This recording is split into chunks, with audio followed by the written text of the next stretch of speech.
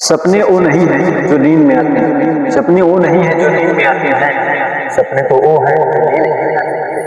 इंतजार करने वालों को उतना ही मिलता है जितने कोशिश करने वाले छूट जाते। जी हाँ, बात करने वाला हूँ गाँव की अभी एग्जाम में भी मतलब अबुल बहुत गरीब दादा भी मतलब पढ़ने की भी प्रेशर नहीं था। उन्होंने मतलब जन्मदिन पेपर क्यों बेचना शुरू किया? क्योंकि वो जब जब सोच रहे थे जब मैं पेपर बेचूंगा मैं उसके साथ साथ बेचने के साथ साथ में उनका और नॉलेज भी बढ़ जाएगा, इसी लोग पेपर बेचना शुरू। सुबह होते ही सबके घरों में पेपर बांटना, उसके बाद स्कूल चले जाने। एक समय की बात है जब वो कक्षा 5 में पढ़ रहे थे तो उनके गुरुजी ने बताया कि चिड़िया कैसे उड़ती है, चिड़िया कैसे उड़ती है।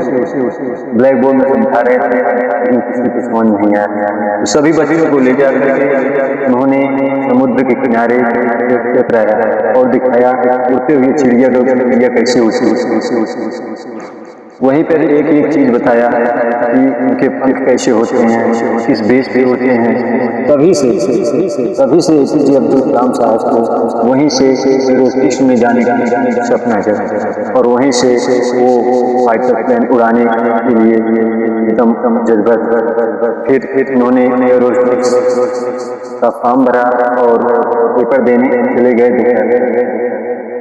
टोटल 25 लोग गए थे जिसमें से 8 लोगों का चयन हुआ और कलाम साहब नंबर आया एक नंबर बहुत अच्छा से। अब लग रहा था मेरा पूरा चूर हो गया।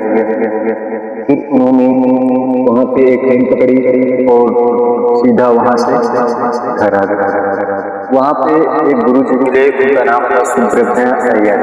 उन्होंने इनको बताया कि बेटा कुछ नहीं हुआ है, इससे ज्यादा भी आप ला सकते हैं। तो उन्होंने DRDO का काम उसे समझ कर और उसका पेपर देने चले गए और उनका सिलेक्शन भी हो गया।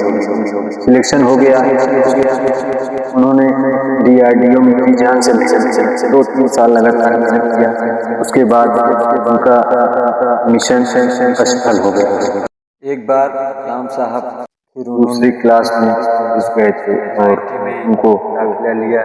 मास्टर ने कहा तुमको ये नहीं मालूम है तुम दूसरी क्लास में घुसा है, तुम आगे चल के क्या करोगे, क्या पढ़ोगे, इसके लिए फीस जमा। तो उसके बाद कलाम साहब ने इतना मेहनत किया दिन रात एक कर दिया और उसी सब्जेक्ट में मैथ में 100 में 100 के नंबर लाए। उसी समय टीचर ने कहा था अगर तुम सूर्य की तरह चमकना चाहते हो तो सही सूर्य की तरह जलना सीखो, तुम्हारी स्कॉलरशिप छिन जाएगी, तुम्हारी स्कॉलरशिप छिन जाएगी। तो कलाम साहब ने बोला आप एक महीने का समय दे दीजिए मैं इसको बना के दे दूँगा। तो टीचर ने कहा था 1 महीना नहीं, आपको सिर्फ 3 दिन का समय है, 3 दिन में आप अगर बना के दे देंगे तो स्कॉलरशिप नहीं छिन जाएगी, नहीं स्कॉलरशिप छिन जाएगी।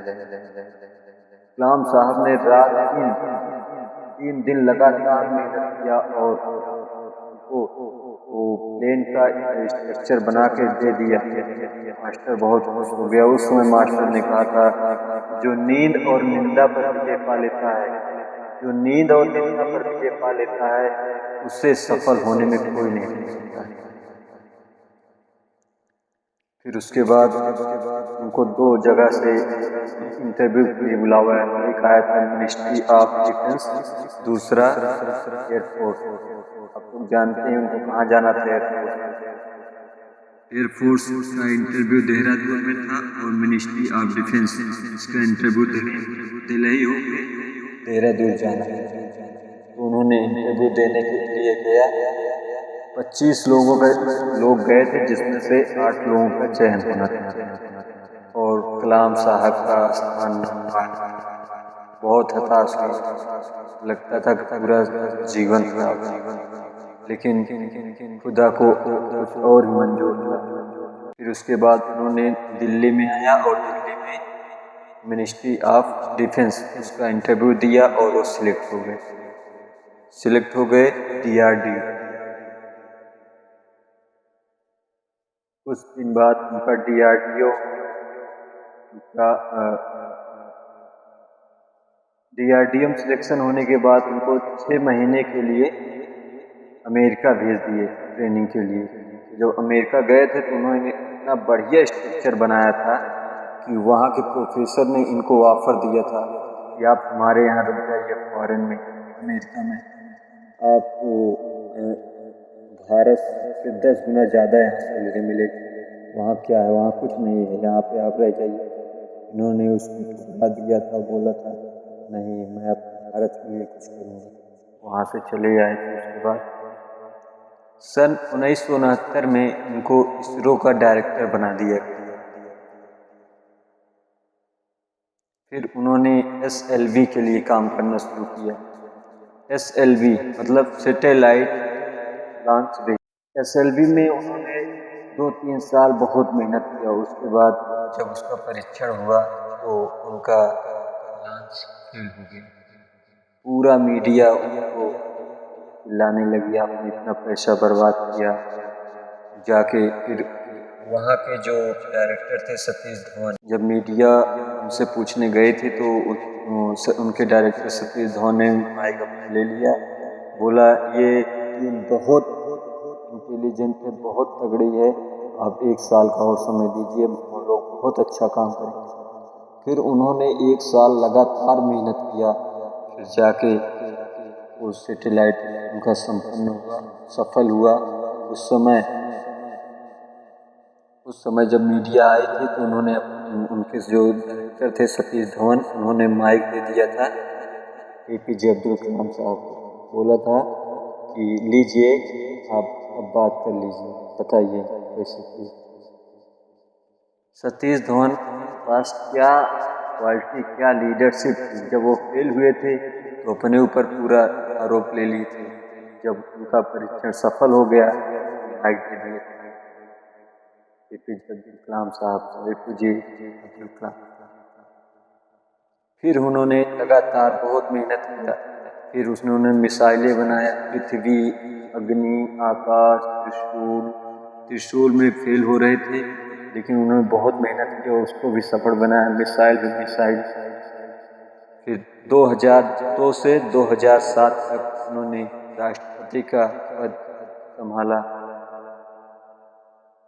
लास्ट में उन्होंने अन्ना वलाई कॉलेज यूनिवर्सिटी में शिलांग में छात्रों को संबोधित करते हुए उनका हार्ट अटैक आने के कारण उनका देहांत हो गया 26 जुलाई सन 2000। कलाम साहब के सम्मान के लिए मैं 2 लाइन कर रहा हूँ। बन जाती है परिभाषा भारत के संविधान की, बन जाती है परिभाषा भारत के संविधान की, जब जब बात होती है APJ अब्दुल कलाम।